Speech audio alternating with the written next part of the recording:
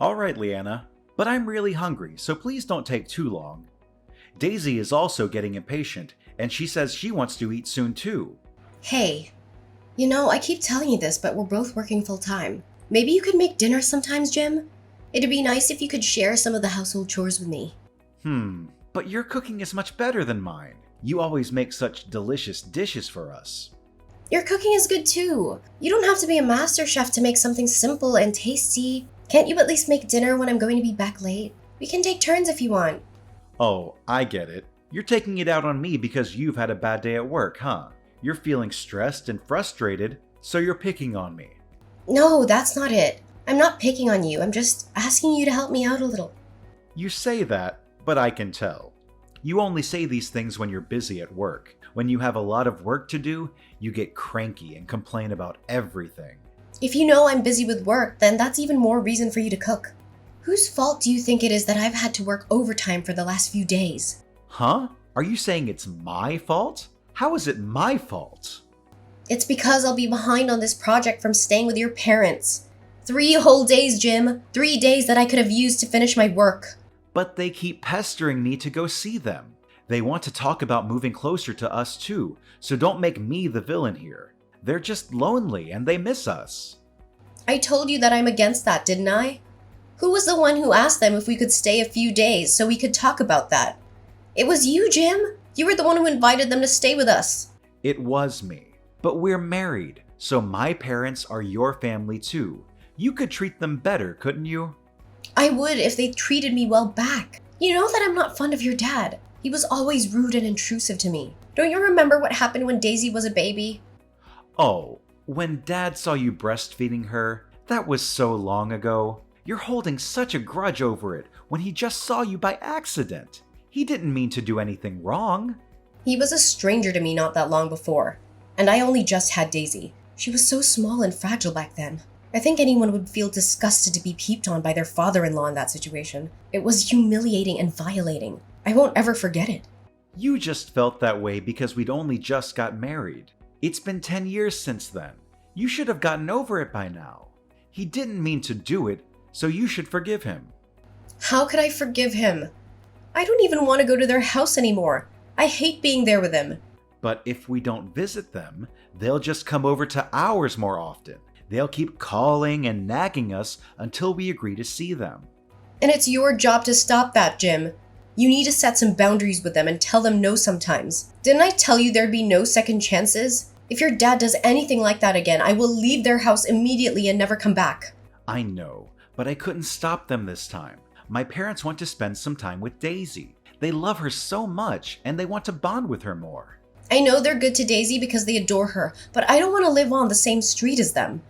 That would be too much for me to handle. They might call me cold or ungrateful, but I just can't do it. You promised me this before we got married, remember? You said we'd live far away from them and have our own space.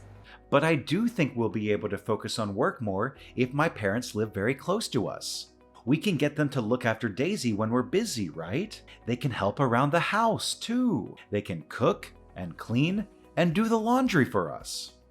We've been able to cope so far while we both worked. We don't need their help. And really, the housework would be fine if you actually helped me with it, right, Jim?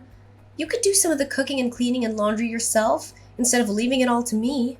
I guess. Fine. I'll try to help more around the house. Just try not to decline so forcefully to my parents when they ask us to move closer. They might get hurt or angry if you're too harsh with them. Then you should help me when we talk to them. You should support me and stand by me. So no agreeing to their plan. Got this? Fine. I get it. I'll stick with you on this.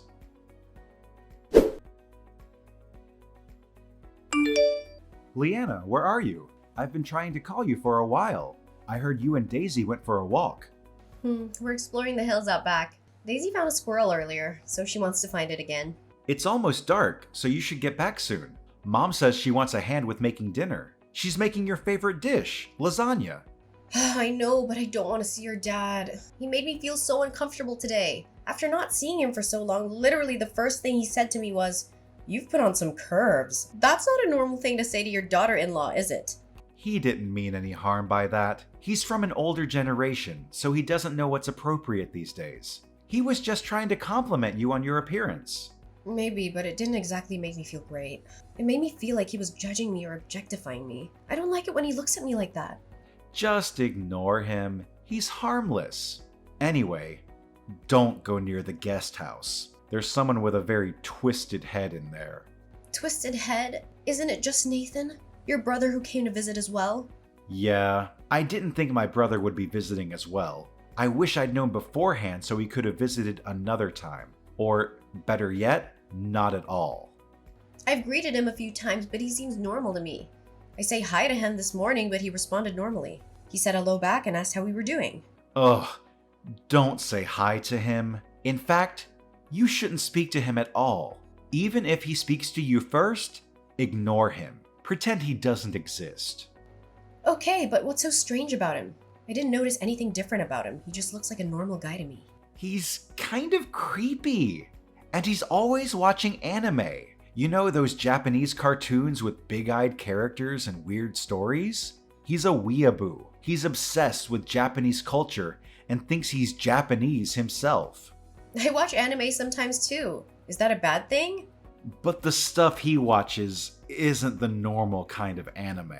It's the kind that has a lot of violence and nudity and sexual themes. It's not suitable for children or anyone with a sense of decency.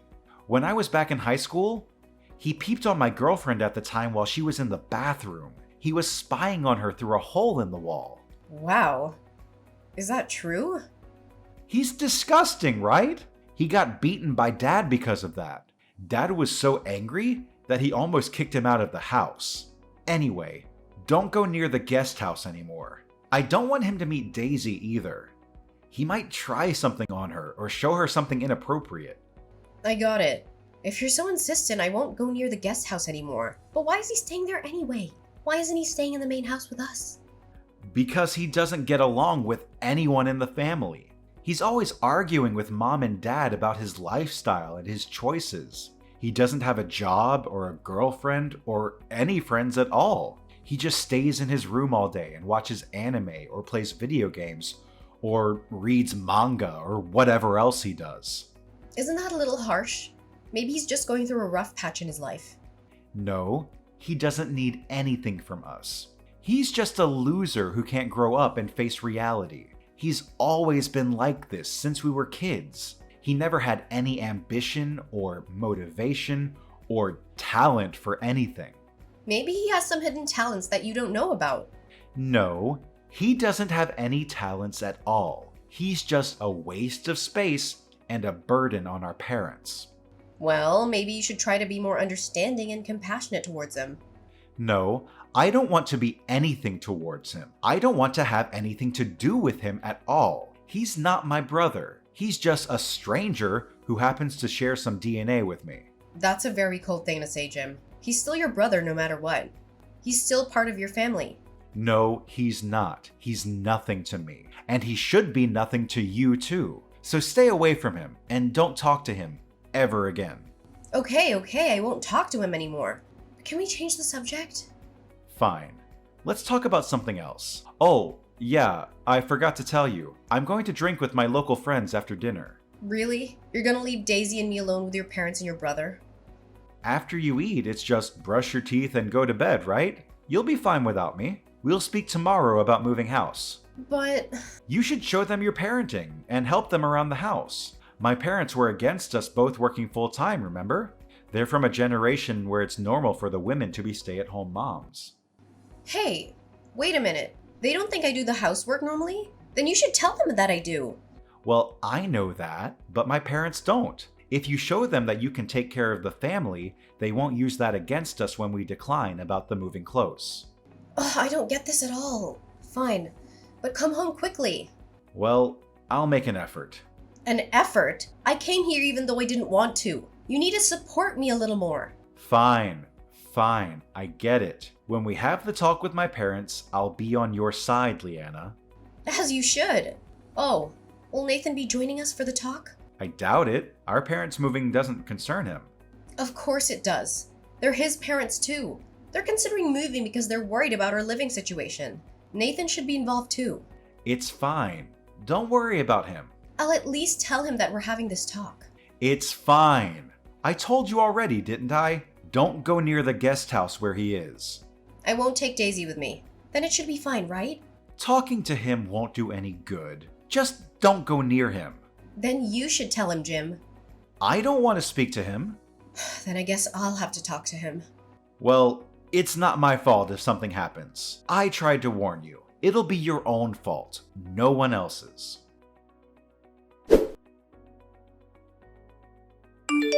Hey, why did you leave the house? I'm hungover and I've got a splitting headache. I don't want to deal with this. I'm really not in the mood for this. That's my line, Jim.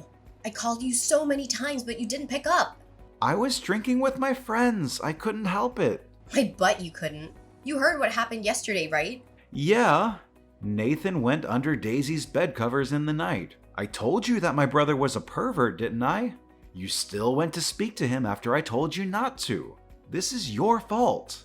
What are you talking about? I'm telling you that this was caused by you speaking to Nathan. It's because you went into the guest house when there was no need. So he took that as an invitation. You can't just do whatever just because my parents aren't going to be living close. What?